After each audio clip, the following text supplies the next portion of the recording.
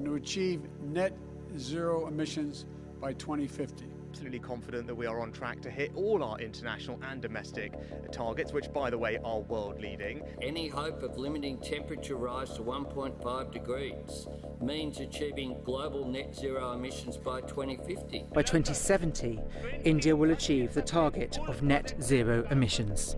Humankind should launch a green revolution and move faster to create a green way of development, to preserve the environment and make Mother Earth a better place for all.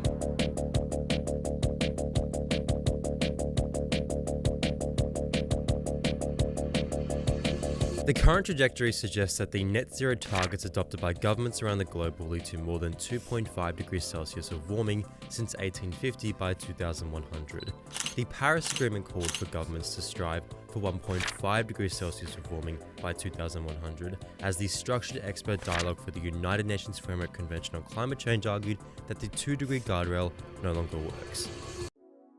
The literature is conclusive on the causes of current climate change. We know that warming has been happening since the Industrial Revolution, whether that be through the 32,000 stations dotted across the globe, or the 15,000 climatic reconstructions based on tree rings, glacier ice core samples, lake and ocean sediments, and cave deposits. It isn't caused naturally per Milankovitch cycles. We are in an interglacial period, meaning the globe should be cooling down, not heating up. Solar irradiance, how much solar energy is hitting the Earth, has been declining contrarily to increasing global temperatures. On the other hand, we have conclusive evidence of the greenhouse gas effect. First articulated in 1856 by Eunice Foote's experiments of leaving 3 jars with CO2, common air and hydrogen respectively in the sun, we know that the sun heats up the Earth, most of that heat bounces off or is re-emitted back out from the Earth's surface, and some is absorbed by the Earth's atmosphere and clouds.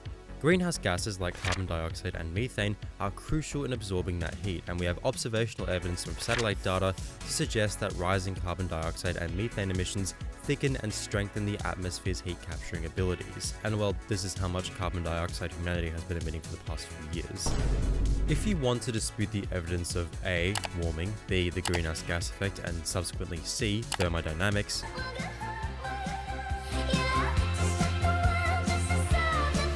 2050. The IPCC, based on peer-reviewed modelling that's been retroactively proven to have accurately predicted temperature trends, says the world has to achieve a net of zero emissions by 2050 if we want a 50% chance of achieving 1.5 degrees Celsius or lower of warming by 2100. The primary aim in keeping warming to 1.5 degrees Celsius is to ensure climatic systems remain intact. If we reach certain tipping points, severe global warming becomes inevitable and accelerates. Some of these tipping points, such as deforestation and a melting permafrost, become positive greenhouse gas emissions and warming feedback loops, intensifying the problem dramatically. The consequences for this range from the collapse of various ecosystems, the acidification of our oceans, dangerous falls in crop yields, extreme weather events becoming normal, sea level rises. There are so many potential consequences for failing to address climate change, and each one requires its own lengthy investigation. Many countries and political parties have adopted this net zero by 2050 target. At this point, even many conservative political parties have dropped the climate denialism and agreed we probably shouldn't heat up the planet more than 1.5 degrees Celsius. But rather than the idea that politicians and corporations have suddenly woken up to the impending climate doom we face, I believe that this idea of net zero has been enveloped into hegemonic fossil fuel capital, meaning the fossil fuel industry used to rail and campaign against climate action. It used to only fund overtly climate denialist media. But now, as you've probably noticed, most if not all fossil fuel companies have net zero or 2050 targets. Most if not all brag about the amazing job they're doing in reducing net carbon emissions, how spectacular they are for the environment. This is not because they've all become environmentalists suddenly, it's because they can successfully co-opt net zero under the guise of continuing to wreck our planet for profit. Even on the face of it, we are currently projected to reach about 2.7 degrees Celsius of warming by 2100, which is way above the 1.5 degrees Celsius goal.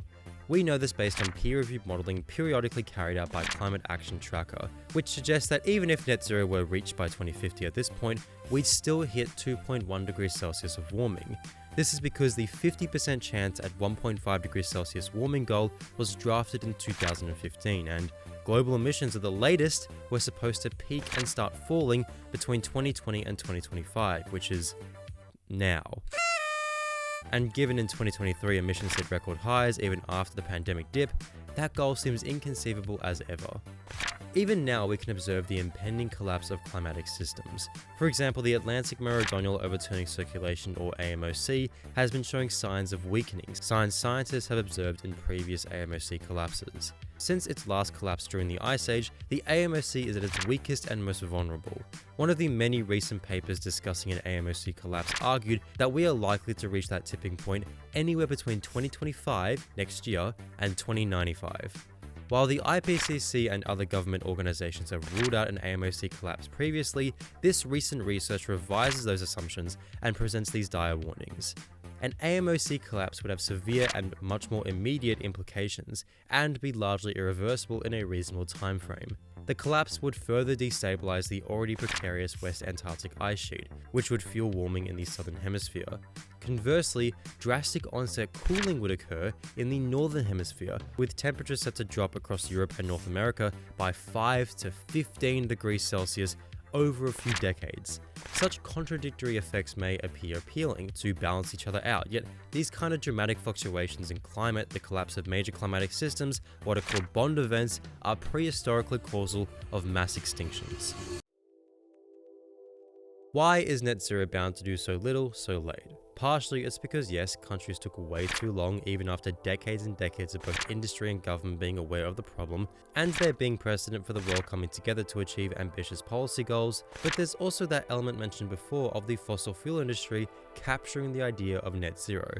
Governments across the world are too reliant on fossil fuel offsets, credits, capture and storage, essentially policies that don't directly reduce reliance on fossil fuels and build renewables. Offsets are investments by companies or individuals into projects which reduce, avoid, or remove emissions elsewhere, which allows them to pollute without, on net, emitting greenhouse gases. Tax credits are deductions offered to companies and individuals as incentives to buy into green or net zero technology like electric cars, solar panels, etc.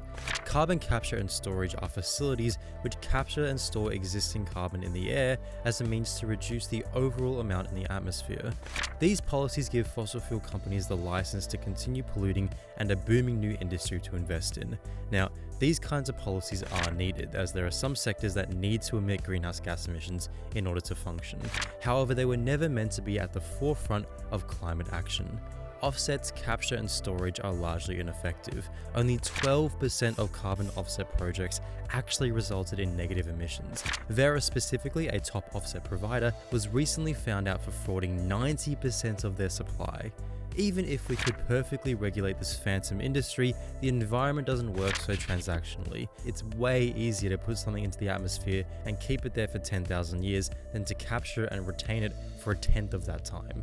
Australian analysis reveals that the average lifetime emission of a carbon offset for gas consumption was 8.4 tonnes of carbon dioxide, and for coal consumption, it was anywhere between 57 and 64 tonnes of carbon dioxide.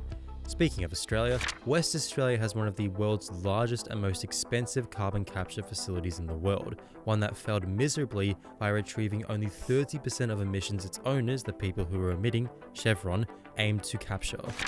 In fact, the world's fleet of carbon capture facilities combined caught and stored less emissions than 3 coal-fired power stations in Victoria. Once again, these mechanisms and infrastructure are needed in certain specific scenarios, that is undeniable, but relying on them like so many world leaders are is not enough and way too late.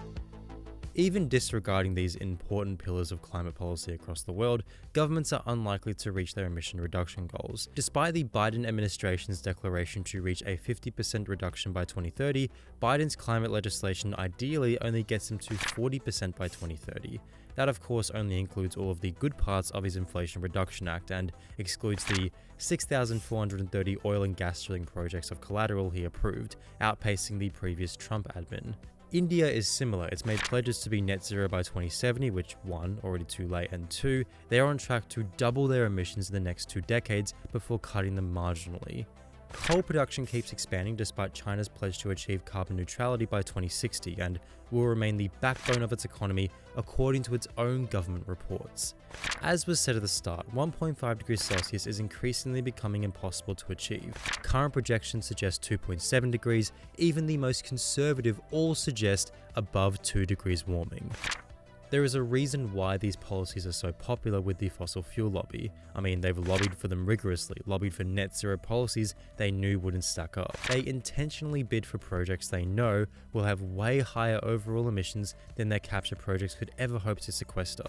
Over the last decade, there's been a deliberate shift in tactics from the fossil fuel lobby. Before, they were way more overtly denying climate change and their role in it. All they've done now is diversify their portfolio, co-opting the narrative of net zero by 2050 by proposing initiatives known to be inadequate gives them the cover to continue expanding their incredibly lucrative and taxpayer-funded industry at the expense of the rest of humanity and the planet. So yeah, the 475 carbon capture lobbyists who were a part of the broader 2,456 fossil fuel lobbyist delegation at the most recent climate conference will team up with the world's governments to convince you that, yes, they'll reach a net of zero greenhouse gas emissions on their printed paper, of course.